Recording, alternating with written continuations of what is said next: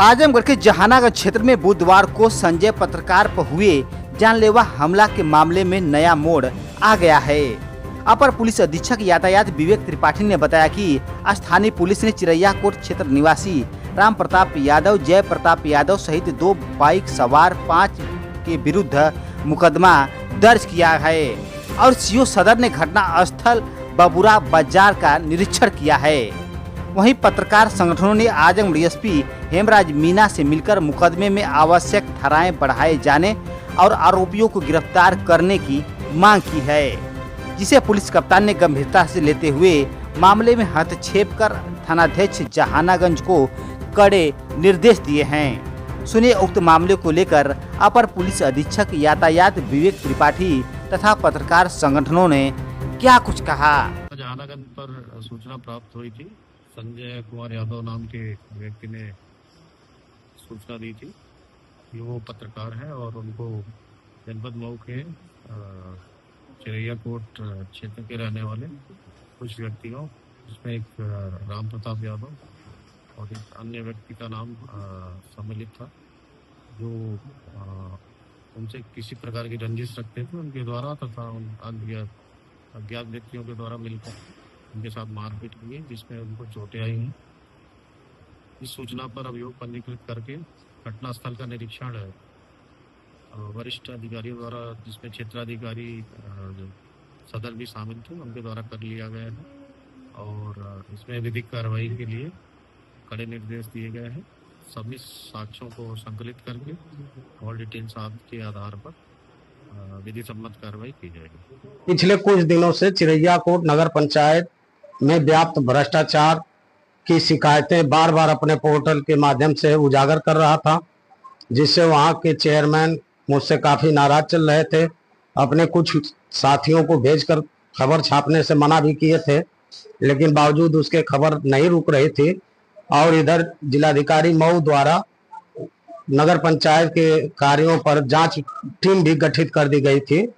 जांच चल रही थी, एसडीएम स्तर से जांच भी चल रही थी, जिसमें उनके द्वारा कुछ सरकारी जमीनें हैं जिनको फर्जी तरीके से अपने परिवार के नाम पट्टा करा दिया गया है बैक डेट में। यह उनका मकान, खुद का मकान जो है पोखरी की जमीन पर बना हुआ है। यह ऐसे ही मुद्दे थे जिसको हम बार बार उजागर कर रहे थे, जिससे वह क्षुब्ध थे। और इस घटना को 28 तारीख को मैं चिरैया कोट से चला और बबुरा अपने बाजार में सब्जी और कुछ सामान खरीद करके जैसे ही घर के लिए निकला, गांव वाले रास्ते पे 5 लोग मोटरसाइकिल पर सवार थे, 2 मोटरसाइकिलें थी। मुझे चलती गाड़ी पर राड से वार किए, जिसमें मेरे सर में लगा और मेरा सर फट गया। मैं गाड़ी लेकर के तुरंत वहीं गिर पड़ा और इसके बाद वह लोग रुक करके मुझे राड और लाठी डंडे से मारने लगे, जिसमें मुझे पैर का जो है एक घुटने का वो चक्री टूट गई और सर में काफी चोटें आई। इधर पैर में भी दाएं हाथ में चोट आई। मैं उस समय हल्का कोमा में चला गया। आसपास के लोग किसी तरह पहुंचे तो उठा करके मुझे एक निजी अस्पताल ले गए, जहां कुछ उपचार कराया और उन लोगों ने फोन किया तो डायल 112 और एम्बुलेंस वहां पहुंची, जिसके बाद वह लोग मुझे वहां से लेकर के जहानागंज स्थित कोलूखोर सरकारी अस्पताल ले गए। वहां से रेफर होने के बाद आजमगढ़ सदर अस्पताल एम्बुलेंस लाई। वहां से रेफर होने के बाद मैं doctor Anoop Singh life line अस्पताल पे एडमिट हुआ, जहाँ 2 दिन तक इलाज चला। उसके बाद फिर मैं यहाँ आ गया गैलेक्सी में, जहाँ मेरे घुटने का ऑपरेशन हुआ है। कल सुबह ऑपरेशन हुआ। क्या चाहते हैं आप? मैं तो यही चाहता हूं कि इस घटना में लिप्त चेयरमैन और उनके भाई के खिलाफ प्रशासन सख्त से सख्त कार्रवाई करे। हम लोग लोकतंत्र के चौथे स्तंभ माने जाते हैं। हम यह चाहते हैं कि उनके खिलाफ रासुका के तहत कार्रवाई की जाए, इसलिए कि वह लोग जो है हमारी कलम की आवाज को दबाने का प्रयास कर रहे हैं। वो काफी दबंग है। इसके पहले भी एक पत्रकार पे हमला करवा चुके हैं। एक और पत्रकार का 2 साल पहले भी मुकदमा उनके खिलाफ दर्ज हो चुका है। लेकिन जिला पंचायत अध्यक्ष नहीं, पहले जिला पंचायत सदस्य एक बार जीते थे अब इस बार वर्तमान में वह नगर पंचायत के अध्यक्ष हैं। प्रधान उनके भाई हैं जय प्रताप यादव मनाजिद से, और यह दोनों लोग अब सगे भाई हैं, लेकिन एक भाई अपना एड्रेस मनाजिद दिखाते हैं, प्रधानी वहां से चुनाव लड़के जीतते हैं, और एक भाई यहाँ से जो है चेयरमैन अध्यक्ष बनते हैं, चुनाव लड़ते हैं। हाँ, मुकदमा हमने जहानागंज थाना को दिया था तहरीर, जिसके तहत मुकदमा पंजीकृत हो गया है, लेकिन हमें उस तहरीर के आधार पर दर्ज धाराओं में संतुष्टि नहीं है। हमारे हिसाब से उसमें एक 307 भी होना चाहिए, जो धारा नहीं दर्ज की गई है। पत्रकार हैं, चिरैया कोट जहानागंज से पत्रकार हैं। उन पे 29 तारीख को 8:30 बजे लगभग 28 तारीख को शाम को वहीं चिरैया कोट जो टाउन एरिया है, ऐसा बताया गया है इनके भाई के द्वारा, और एफआईआर में भी नामजद एफआईआर हुआ है। जय प्रताप यादव हैं, राम प्रताप यादव हैं और कुछ अन्य हमलावर पूर्व नियोजित ढंग से साजिश के तहत आए और इन पर धारदार हथियार से, लाठी डंडे से लैस इनको इतना मारे हैं सब। ये मैं नहीं कह रहा हूँ, ये मेडिकल रिपोर्ट बता रही है। इतना मारे हैं कि वो मरा हुआ जान करके छोड़े हैं, बस इतना जानिए। इसके बाद किसी तरह वह 112 और 108 की सहायता से जिला अस्पताल आते हैं।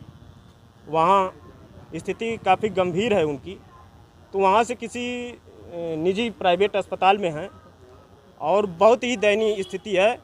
मेरा भाई पत्रकार आज जीवन और मृत्यु से अस्पताल में जूझ रहा है। इसी को लेकर के आजमगढ़ जनपद का पूरा पत्रकार संगठन एकजुट होकर के आज एसपी महोदय से मिला है, और एसपी महोदय ने उनकी जितनी सराहना करूं कम है, तुरंत तत्काल थानाध्यक्ष को फ़ोन करके हमारे सामने कहे हैं कि तत्काल उसमें धाराएं बढ़ा करके गिरफ्तारी सुनिश्चित की जाए। और आज मैं आप लोगों के माध्यम से ये कहना चाहता हूं कि आए दिन पत्रकारों पे हमला हो रहा है, इसमें कोई कठोर कार्रवाई नहीं होगी तो पूरा प्रदेश का पत्रकार संगठन धरने को बाध्य होगा। मैं बजरंगी विश्वकर्मा हूं, और जैसा कि हमारे एक साथी जहानागंज के जो हैं पत्रकार, उनके साथ कुछ मनबड़ कहा जाए तो कम है, उनसे भी ज़्यादा बता रहा हूं कि बद से बदतर उन लोगों की ये व्यवस्थाएं हैं कि हमारे पत्रकार साथी पर हमला करते हैं, जो कि काफ़ी निंदनीय है। कहने तो हम लोग चौथा स्तंभ है, क्या हम लोग यही चौथा स्तंभ का पालन कर रहे हैं? बताइए। हम लोग किसी चीज़ के दिखाने के लिए, सच्चाई को उजागर करने के लिए जाते हैं और वहाँ से मार खा कर आते हैं। ये काफ़ी शर्मनाक है। मैं कहता हूँ उत्तर प्रदेश सरकार से और यहाँ के पुलिस अधीक्षक जी से कि ये जो निंदनीय कार्य आजकल हो रहा है पत्रकारों के साथ, इस पर रोक लगाई जाए, और जो लोग ऐसा कार्य करते हैं उन पे कड़ा से कड़ा इन लोगों को एक्शन लेके सज़ा देने का कार्य करें। आज जैसा कि हम लोग सारे साथी जुटे हुए हैं आजमगढ़ एसपी महोदय के यहाँ, एसपी महोदय ने हम लोगों की बातें सुनी और उसके बाद तुरंत तत्काल उस पर कार्रवाई करने का आश्वासन दिया, ताकि हम लोग भी पत्रकार साथी जो हैं एसपी महोदय के आज बातों से काफ़ी खुश हुए हैं कि ताकि हम लोगों की बातें सुने और उस पर विचार विमर्श करके उस पर कार्रवाई करने के लिए कहें। लेकिन बात रही जहानागंज के यस्सो की, यस्सो महोदय क्यों इस मामले को दबाना चाहते हैं? क्या कारण था कि छोटी छोटी धाराओं में केवल उनको अवगत कराएं, उनमें छोटी छोटी धाराएं लगाएं? आखिर जब मामला इतना बड़ा है, जब हमारे साथी का सर फोड़ा गया, पैर तोड़ा गया, जब सारे ऐसे बड़े बड़े कृत्य किए गए, तो क्यों नहीं बड़े धाराओं में उनको खंडित करके उनकी गिरफ्तारी की गई? पहले तो हम लोग सारे साथी मिलकर ये मांग करते हैं कि उनकी गिरफ्तारी हो, उन्हें कड़ी से कड़ी सज़ा दिया जाए। आज हम लोगों एसपी साहब से मिले हैं और बताए भी हैं, एसपी साहब ने कहा है कि जल्द से जल्द उनकी कार्रवाई की जाएगी और उनको